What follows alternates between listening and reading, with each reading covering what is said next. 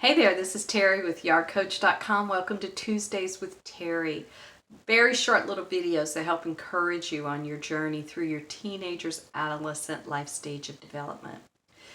We use here at Yard the life stages of development. There are 8 of them, basically, starting from infancy to basically death or later adulthood.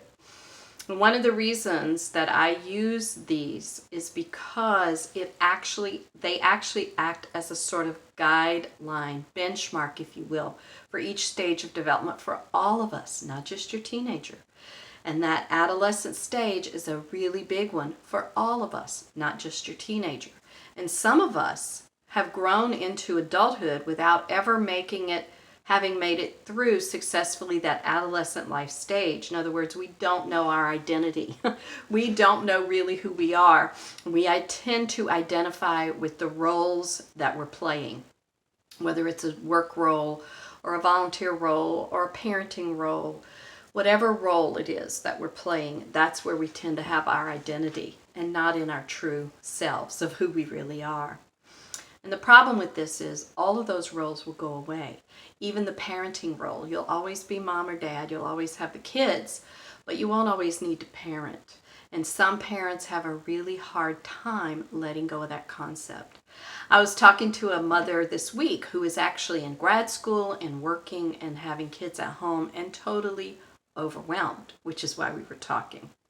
And so in talking with her, we began to look at all of the cultural suppositions, the things riding on her shoulder about how she is supposed to be handling her home life, how she's supposed to be handling everything.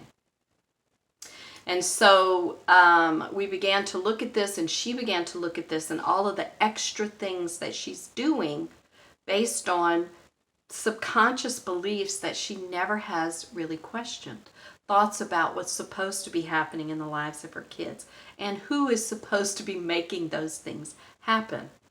So, getting through that and crossing over has a lot to do with her own identity, her own crisis of who am I supposed to be in these kids' lives, in my own life right now. So I just want to encourage you this week, as you go through the week with your teenager, to take a look at those things that you suppose should be happening, that you suppose you should be taking care of. When you look at the life stages of development, you realize that the less you do, the more your children are going to grow into the stage that they're in right now of development. The less you do, the more they grow. The less you do, the more better it is for them.